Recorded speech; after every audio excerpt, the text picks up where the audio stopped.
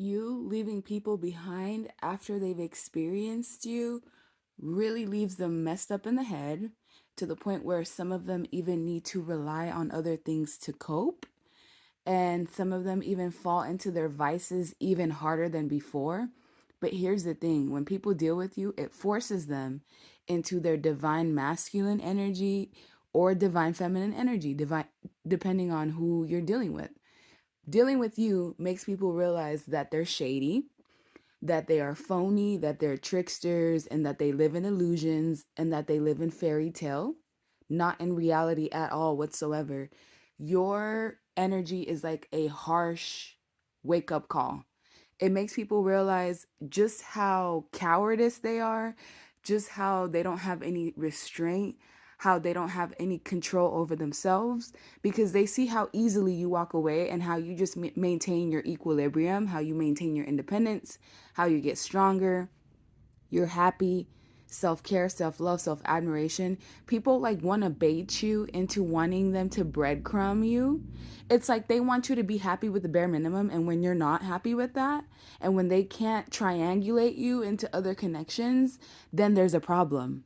Then they really look at how corrupt they are. People that are unstable are the ones that I feel like get destabilized the most, because they're used to people just accepting anything from them. But you're not like that. You have high standards, not just for self, but that equates high standards for other people, and that you want people that are adding to your life, that are bringing healthy energy and new ideas in store. The King of Pentacles, that type of energy is like the type of person that could be a swindler, the type of person that does not invest wisely, someone who gambles. They gamble anything in their life, money, connections, they gamble their heart, they gamble other people. This is the type of people that don't have any form of true stability in their life. They only have the illusion of it. And they also like to make people think that they have money or resources or income when in reality they're living above their means. So they're cashing checks when they don't even have the reserves to do so. And then they meet you, someone who's actually not living above their means, someone who not necessarily frugal, but you don't overextend, you don't overspend, you don't overgive. And if you do, it is only for a moment and then you recalibrate.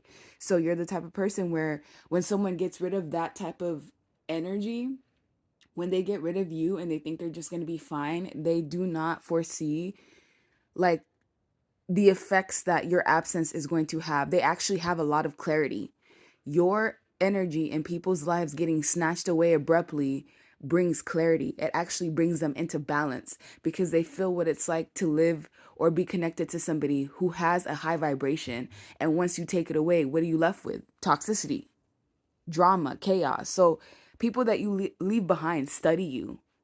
You're ingrained in their brains long after you leave, to the point where they just feel like you just live this carefree, stable lifestyle. Your eyes are closed and you're whistling, literally living the best with just, you're content with the simple things in life. This is what makes you so different from others.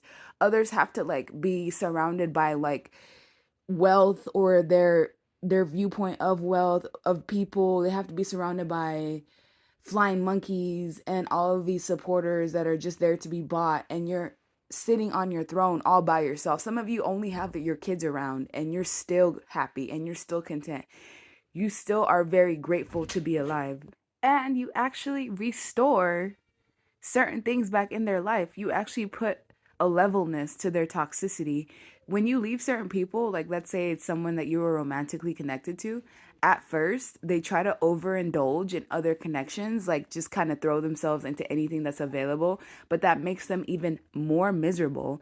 And if anything, it makes them miss you even more because all you gave these people was like conversation or attentiveness or being present. You represented a healthy connection. All these other ones are toxic, toxic driven, full of toxicity, full of like imbalance.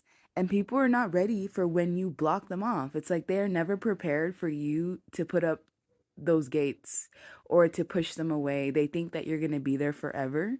And when you're not, that is when they have to go through the cycle of just kind of finding themselves or having no choice but to find themselves, because the person that was healthy, that was connected to them, detached. So then they're forced to look at themselves